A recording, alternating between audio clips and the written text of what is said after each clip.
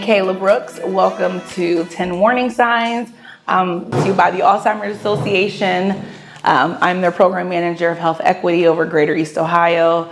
I know I'm probably repeating myself from last program, but I cover all 16 counties, but my focus is really on our underrepresented communities. But we are in every community from Stark County, Summit County, Trumbull, Mahoney, all Youngstown area, and Worcester. So been with the association for over a year now. My connection to the disease is I have 2 great grandmothers that passed from dementia-related symptoms. My only living grandmother, undiagnosed, but I know for sure she's going through one of the stages. And also my son's great grandmother, she's in a facility with dementia. So just being able to answer his questions and really support him in that journey with her is really important to me. And that's what brought me to the association. Do you have any connection to the disease or? Yeah? Okay. Absolutely. Okay.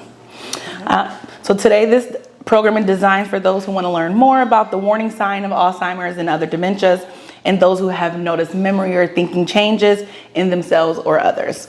So today the learning objectives will be, by the end of today, you will be able to describe typical age-related memory, thinking, and behavior changes, recognize common warning signs of Alzheimer's and dementia, discuss the tips for approaching someone about memory concerns, explain the importance of early detection and benefits of diagnosis, identify possible tests and assessments for the diagnostic process, and learn about our resources through the Alzheimer's Association. So again, we're here today to learn more about dementia and Alzheimer's and identifying common warning signs of the disease. So you may have heard the terms dementia and Alzheimer's used interchangeably. While they are similar, they are very different. So we're going to hear from 2 of our experts about the difference between the 2. Dementia is the umbrella term for an individual's changes in memory, thinking, or reasoning. There are many possible causes of dementia, and Alzheimer's is the most common cause. Other causes of dementia are vascular dementia, which is marked by changes in the blood flow and the blood vessels in the brain. Dementia with Lewy bodies, identified by specific brain changes throughout the brain that include the buildup of a protein known as alpha-synuclein. And frontal temporal dementia, which is marked by brain cell loss in the front sections of the brain or the frontal lobe. Each type of dementia may have distinct characteristics to cause specific behaviors in the individual, but there is also some overlap in behaviors among the types of dementia. More than 100 years ago, Dr. Alzheimer described specific changes in the brain, what we now call the formation of plaques and tangles. Alzheimer's is a progressive brain disease that's marked by these key changes and impacts memory, thinking, and behavior. The brain has 3 main parts: the cerebrum, the cerebellum, and the brainstem. Each one plays a role in how the body functions. Alzheimer's disease causes nerve cells to die, which leads to brain tissue loss and causes loss of function and communication between cells.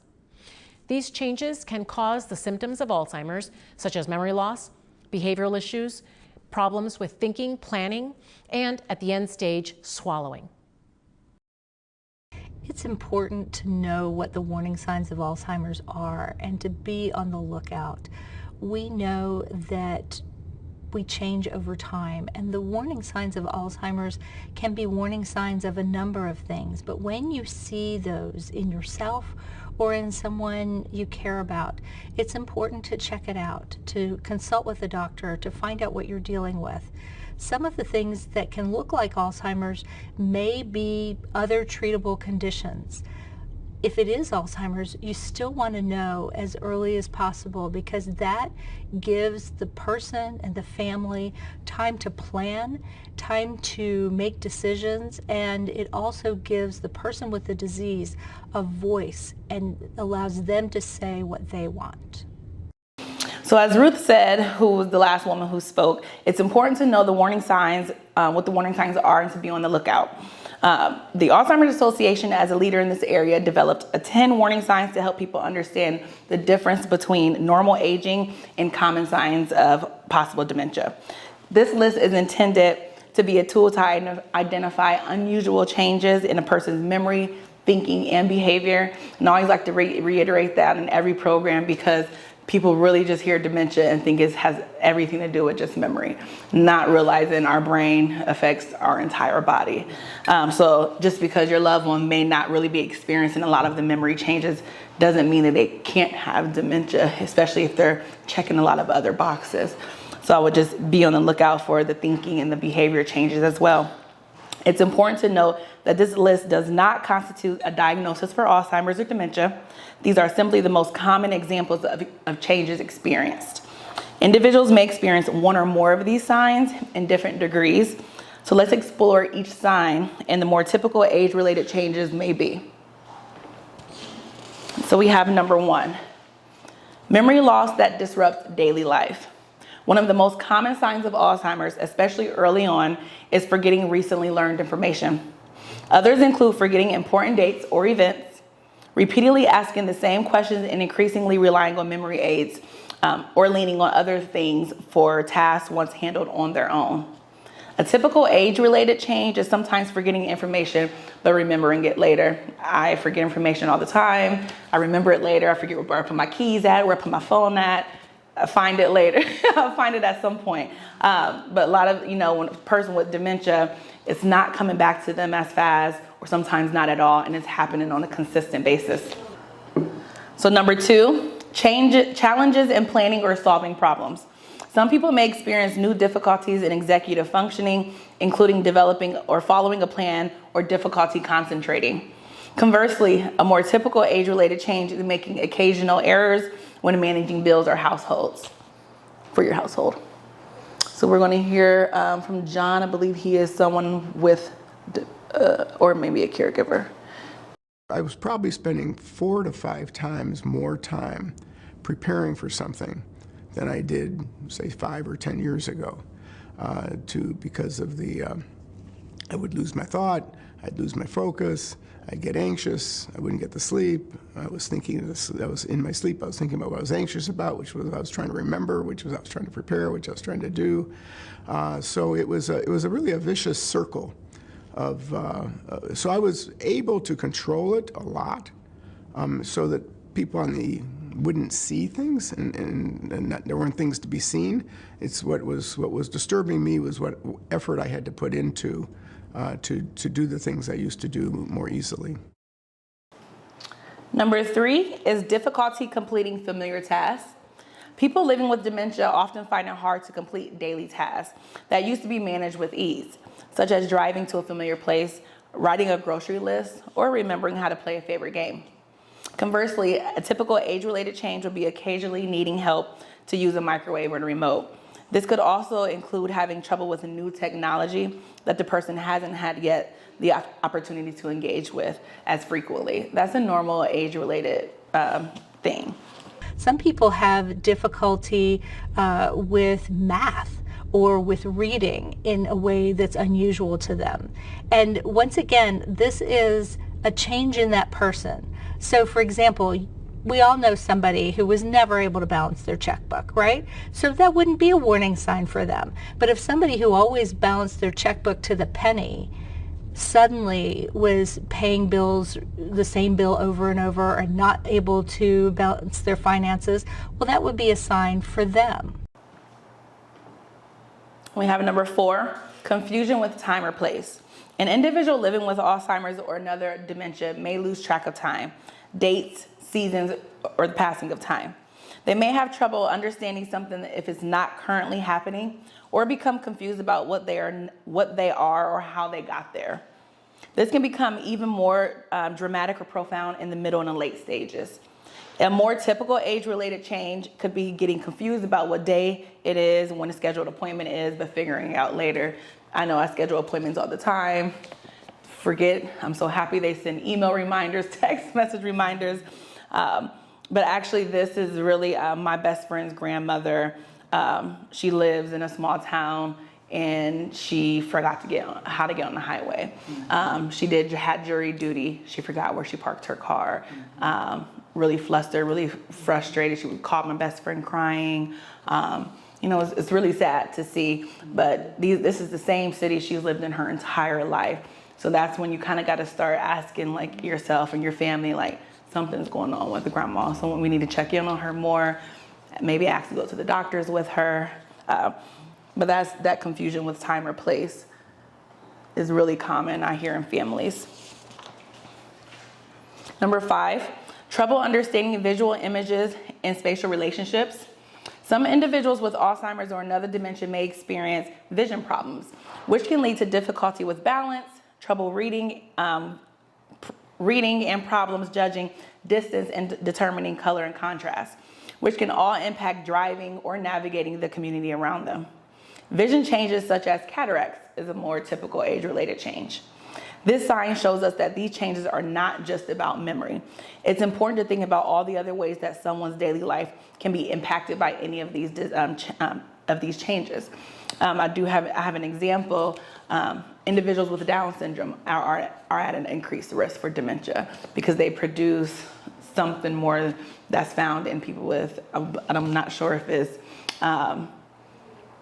amyloid. I don't know if that's what they produce more of, but they're at a high increased risk for dementia.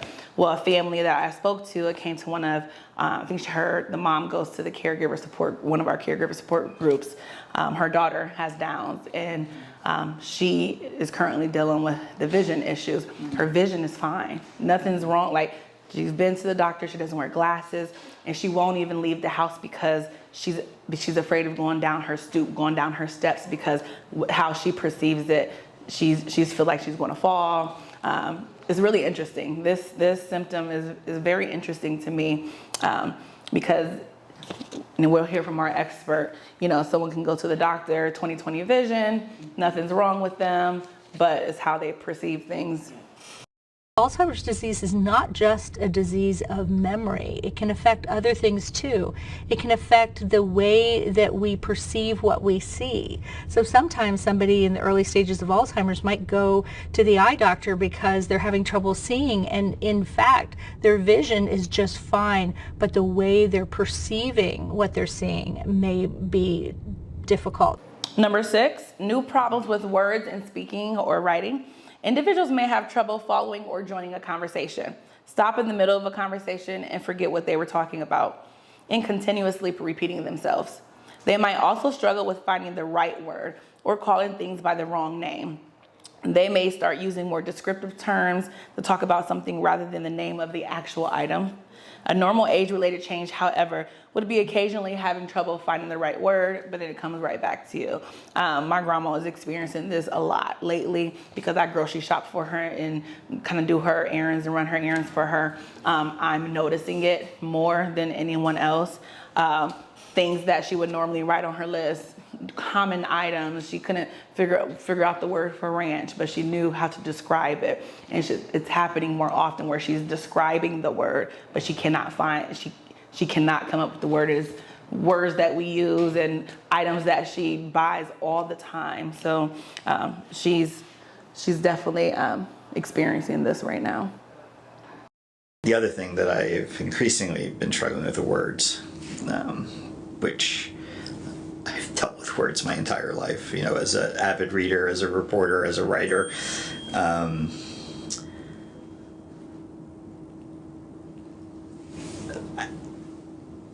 I struggle with them now. Number 7, misplacing things and losing the ability to retrace steps. This sign often causes concern to people. I want to clarify this is not just about losing our keys on occasion, misplacing things from time to time, but retracing steps to find them. That's a normal age-related change. But a person with Alzheimer's disease may lose things and not be able to recall when it was last seen, or identify the location where it was placed, or he or she may put things in unusual places, such as putting shoes in the refrigerator. We hear stories like that all the time. They're putting items in places that does not belong in those areas.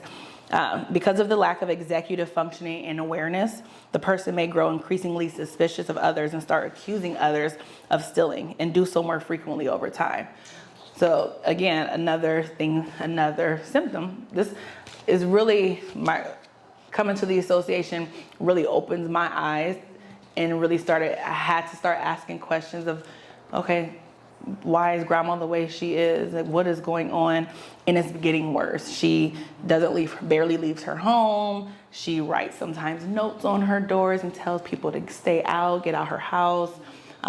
She might misplace, I don't know, her ring or her watch or something, and she's convinced that someone came into her home and took that. In her one bedroom, one door home that has several locks on the door, no one's coming into your home, but she is very, very convinced. And you can't unconvince her. You can't change the way someone's thinking who has dementia.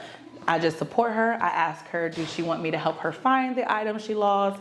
I try to change the subject. Sometimes I'll let her vent, say what she want to say. And I'm like, okay, grandma, you got that grocery list ready for me? I just kind of try to ignore it because it can get frustrating. But it's her suspicion and the paranoia is growing, is increasing. So we're going to hear from another expert on this sign.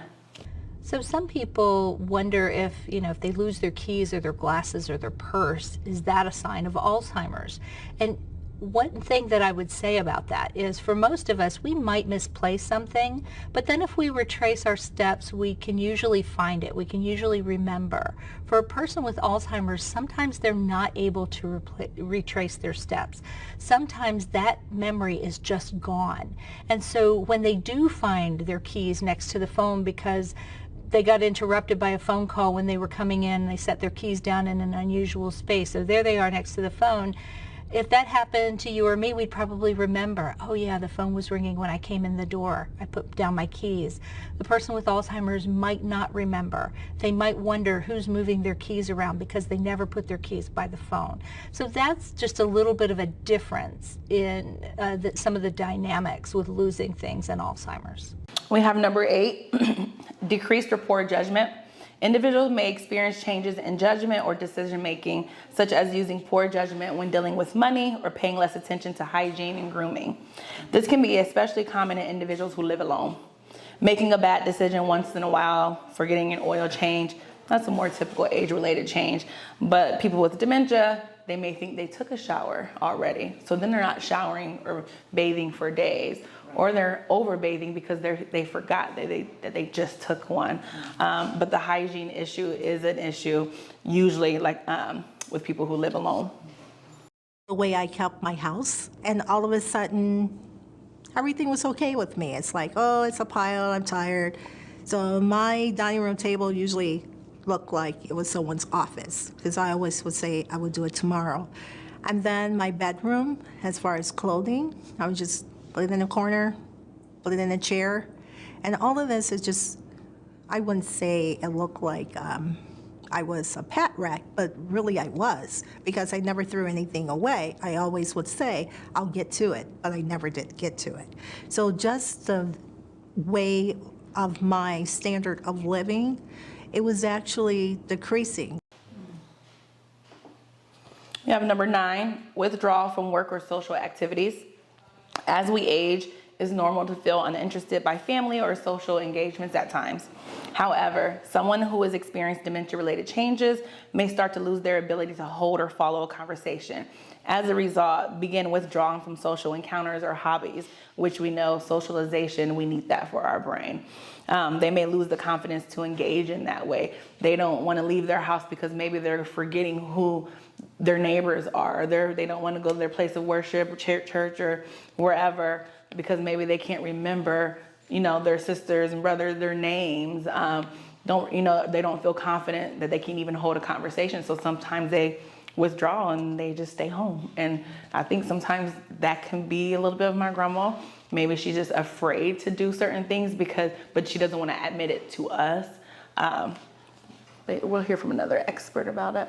One of the most common changes, and early on, is the person's comfort zone shrinks a little bit, and then that gets worse throughout the course of the illness. So they're less comfortable going out, they're less motivated to do things than they were in the past. So there's some change in day-to-day functioning that way.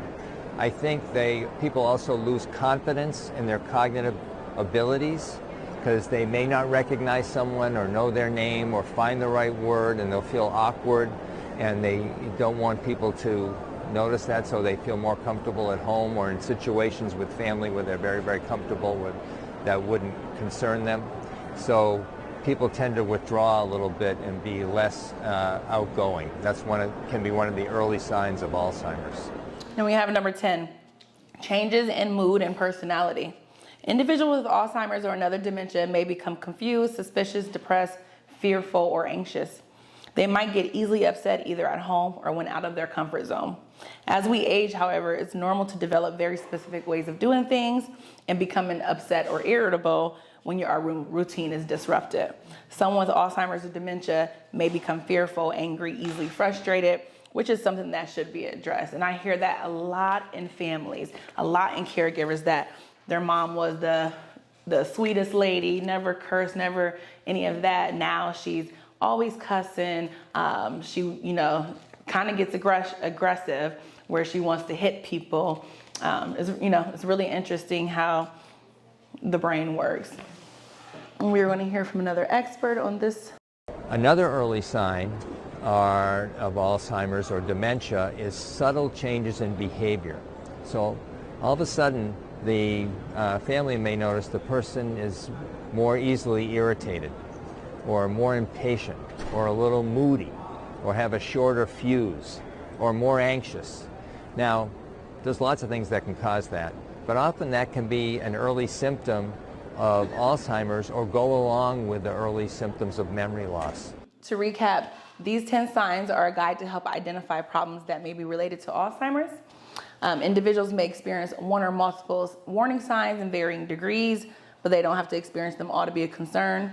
If you notice these changes in yourself or someone else, please make a doctor's appointment. So our next topic is early detection. It's key that we pay attention to what's going on with our cognitive health and not dismiss any changes that we may be experiencing as normal aging, as well as that of others around us.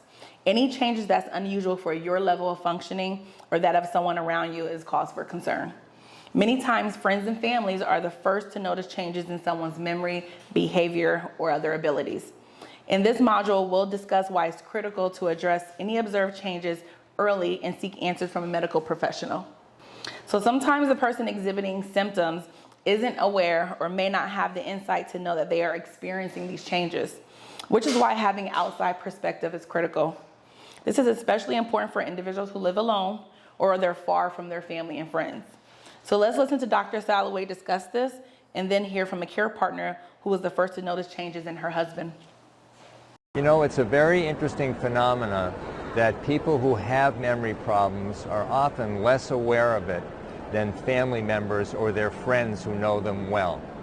One of the reasons for that is our ability to monitor ourselves, which is an important part of brain function, decreases when we start having memory problems. Not in everybody, but commonly, and more than half the people with memory problems. And so the person is just not keeping track of the trouble they're having day to day. But the family members are, paying attention. If they're paying attention, they see, boy, this is starting to happen a lot, and the person's not aware of it. So the family's more aware, and they may talk to their loved one about it, and they say, I've noticed you've been repeating yourself. And they say, I'm not repeating myself. And that could either be due to the fact that they're not aware of it, or they may not want to acknowledge it. Hear from a real caregiver who was the first to notice signs in her husband. About what was happening to Daryl, I wasn't sure. I didn't know. And this wasn't the person that I know. This wasn't the person. Daryl was my husband was very, he always had to be building or designing or working with his hands. And it was getting to the point where he wasn't, and he was becoming very frustrated when he was forgetting to do things or go places. So if you continue to observe these changes, it's critical that you plan to take the next step and have a conversation with the person or others close to him or her about what you've noticed. This can be a difficult conversation and very uncomfortable sometimes. The Alzheimer's Association has developed a roadmap of 10 helpful steps to help make addressing memory concerns less daunting and more productive. So let's take a look. So you have number 1. So this is basically just kind of questions that you can kind of ask your loved one. It's just kind of a roadmap. You don't have to, but just suggestions of how you can start that conversation. So number 1, what changes in memory, thinking, or behavior do you see? What is the person doing or not doing that's causing concern? Number 2, what else is going on? Various conditions can cause changes in memory, thinking, and behavior. Are there other health or lifestyle issues that can be contributing to these changes, such as stress, diabetes, or a change in medication? Maybe someone just has a UTI and they're experiencing some of these changes, and instead of thinking that they have dementia, it could just be a simple UTI. So these are questions that you can ask first. Number 3, learn about the signs and benefits of early diagnosis. You've already taken the very important first step by joining us today for this program to learn about these topics. Do you notice any of these changes and signs in the person you're concerned about? Number 4, has anyone else noticed the changes you observed? Talk with friends or family. What, if any, changes have they noticed? Who should be the person to discuss concerns with your loved one? It could be you, it could be a trusted family member or a friend, or a combination. It's usually best to speak one-on-one so that the person doesn't feel threatened or ambushed, but use what you know about the person to judge what approach might work best. I know personally for my grandma, I'm not going to have my brother ask her these questions because he doesn't see her as often as I do. I don't feel like he really knows her as much as I do. She wouldn't feel comfortable sharing how she feels with him, or maybe one of my uncles. You just have to know that person the best to know, who would they be more receptive to hearing those things from. Number 6, when and where should the conversation be held? It's important to have the conversation as soon as possible. In addition to identifying a date and time, you should also consider where the person feels the most comfortable. Maybe take them out to lunch, maybe if they go for their daily walk, and through conversation, you kind of have that conversation with them. You don't want to just turn off the TV, sit in front of them in a living room like they're having an intervention, like, okay, what's going on now? You want to make them feel comfortable and kind of meet them where they're at, because it's a hard conversation to have. Number 7, what will you or the person having the conversation say? You may want to build out somewhat of a script considering the following questions. I've noticed blank change in you, and I'm concerned. Have you noticed this? Are you worried? How have you been feeling lately? You haven't seemed like yourself. I noticed you, and then maybe insert a specific example, and it worried me. Has anything else like this happened before? Number 8, offer to go to the doctor with the person. Ask the person to see a doctor and offer to accompany them. Try using encouraging words such as, there are a lot of things that could be causing this. Let's see if a doctor can help us figure out what's going on first. The sooner we know what's causing these problems, the sooner we can address it. I think it would give us both peace of mind if we talk to a doctor. And I have tried this one on my grandma. She won't let me go into the doctor with her, but it's okay. I respect her privacy, but that doesn't mean I'm going to stop trying, because I don't think she's telling us everything that the doctor tells her, or she just may not know the questions to ask sometimes. We have to be our biggest advocates, but sometimes our grandparents, our parents, they need advocates too, because they just don't know what to ask. But she definitely told me no, but I'm going to try again. She said no, she's fine. She can go into her own doctor's appointment. I said, okay. If needed, have multiple conversations. Don't be discouraged if the first conversation is not as successful as you'd hope. Write down notes about how it went so that you can prepare for future conversations. Don't dismiss any changes you're noticing simply because the person is reluctant to address them, or the conversation just didn't go as planned. And number 10, reach out for support. You can turn to the Alzheimer's Association. You can call our 24/7 helpline to talk with our master's level social worker, who could provide reliable support and information, including about how to have these important conversations. And next, finally, see a doctor. Most people address memory concerns with their primary care physician first. However, in some cases, the primary care physician may refer the person to a specialist. So these are just some examples of specialists that they may refer you to. Geriatrician, neurologist, psychiatrist. A lot of them can also kind of get, I personally would ask, especially if you go to like a neurologist, ask if that neurologist is familiar with dementia and dementia diagnosis and things like that, because not all neurologists, maybe a geriatrician because that's what they do, but I wouldn't say all neurologists. So we know what signs to look for and how to approach the conversation. Now let's discuss the benefits of early detection. There are a number of benefits in early detection of Alzheimer's. For one thing, a person is able to have a voice in what happens next. They can make plans. They can live life more on their own terms. They can also make plans for the future, financial plans, care plans. They can let people know what they want, which can be a real gift later on. It also allows time for families to make plans and to make decisions about who can do what and figure out care and those kinds of issues. Some people are interested in clinical trials. Clinical trials allow people to have access to treatments that aren't available yet. And for some people, that can be a really important thing to pursue. So just to recap that section, pay attention to any changes in memory, thinking, or behavior that you notice in people or your loved one or yourself.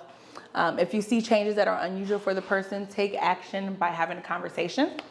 Discussing these types of concerns can be difficult. So consider our 10 steps to approach the conversation that we talked about before. And there are a number of benefits to early detection diagnosis, including the opportunity to plan for the future, explore treatment options, participate in clinical trials, and really honestly, just knowing, I always tell people, who you knew before, when they have dementia, a form of dementia, they're a different person now. You have to get to know your loved one. You can't expect for the things that they loved their whole life or like to do. Maybe they loved going to having big barbecues and family gatherings, but you notice now every time they go, they're angry, they're upset, they're leaving, they're wanting to leave early. Well, maybe now they're just too overstimulated. In large crowds, it's just not who they are anymore. So, I say is, your loved one the best. Now let's take a look at what may be involved in the medical process to determine the cause of symptoms. And we're gonna start by testing your knowledge, because we always have a knowledge question up in here.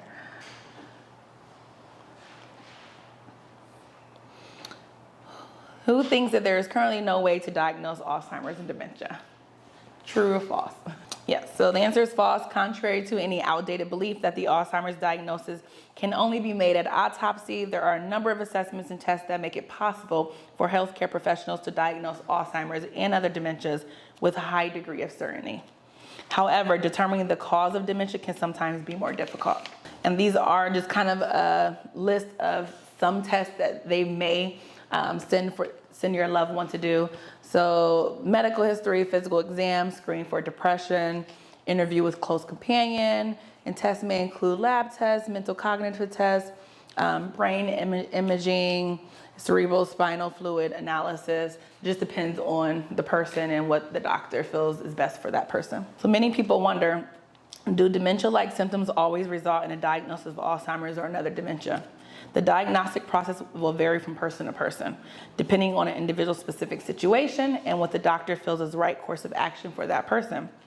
The diagnosis may be something other than Alzheimer's or another dementia, which is why it's important to investigate the cause of the symptoms, knowing if they had a change in medication, knowing if something else is going on in their life. Stigma and misconceptions about Alzheimer's, like nothing can be done, can deter people from seeking a diagnosis. And I know a lot of time in certain communities, and I can just speak on the Black community because I'm African American, and that's a community that I'm focused on. Our African American community, our Hispanic community, or just any underrepresented rural area communities, is people, I hear that all the time. Well, nothing can be done. Like, what are they gonna do? Well, at least by the time we're waiting to the last minute to get a diagnosis, and then there's no medications for us because a lot of medications have to be caught in the early stages. So if we knew these changes were happening 10 years ago, we should have been talking about it. So, and that's my goal, is to really reach as many people as possible, then just start talking about it. So if you're, if you're part, I always tell people, if you're a part of a church or any faith-based community, maybe you're part of a girls group, like a Bible study group or a book club, we can come and speak at any groups, because that's, we want to meet we want to meet people where they're at. So, and I know a lot of older individuals who may not have social media and things like that, but they go to their place of worship. That might be the only place you can catch them at. And we just started our first diverse Akron caregiver support group right at Zion Apostolic, right up the street from here. So I have information on that if you need any of that. So the Alzheimer's Association is in communities across the country providing direct services to individuals and families facing the disease. We're at the end. I know I'm going to say this after every program, talk about our services. We have our 24/7 hotline that you can call at any time, middle of the night, Christmas morning. You'll always get a live person. You're not leaving a voicemail. And we have over 300 languages, so language is not a barrier. Our website, of course, alz.org, is a great resource to you can really spend some hours searching through our website and the different information we provide on the website. We have like community resource finder on our website as well, so you can find other resources in your community from there. Things like I'm doing today, community education programs. We have a list of 10 different topics.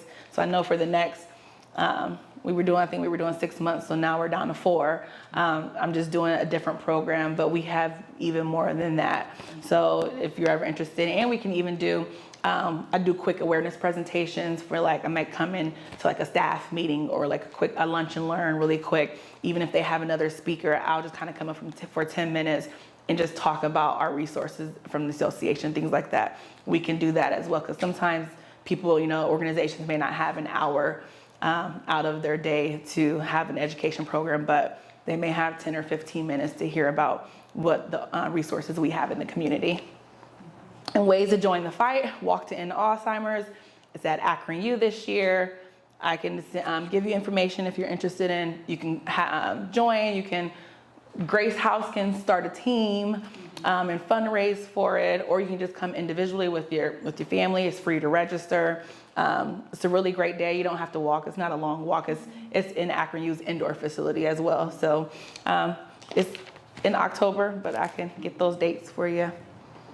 We have our caregiver support groups I talked about, our one-on-one dementia care coaching with our social worker Karen, who also does our caregiver relief program applications. So we have a program where we will provide a staff, as long as you meet there's always guidelines and criteria to be able to be a part of that program, because, for example, you can't already be paying for any private pay or your insurance paying out for staff members that come to your home. So it's really for people who their loved ones live with their caregiver loved ones live with the caregiver. The caregiver never gets a break. They can't afford any staff or anyone. They're not already having it. So that's where we come in. And if approved, you can have up to 100 hours per year used in 4-hour increments. So we've partnered with different healthcare organizations like Comfort Keepers and Home Instead, things like that. We kind of use their staff. So just another great resource that people don't know exists. And all of our services are free. Care consultations, all of that is free. And we also have our longest day, which is a DIY fundraiser. If you can't be a part of our walk, but you still just want to fundraise and support the cause, like BJ's last month in June. If you went, I think, from a certain time and you gave back to the Alzheimer's Association, you got a free Pizookie for a coupon or something. So I know there are people that does bike riding to raise funds for their loved one that may have passed. So it's really do it yourself and come up and be creative. So I know nursing homes may do craft and sell their crafts or bake sales and things like that. So people really get creative, but it's just a fun way to really just fundraising in your own way and give back to the Alzheimer's Association. So thank you for joining us.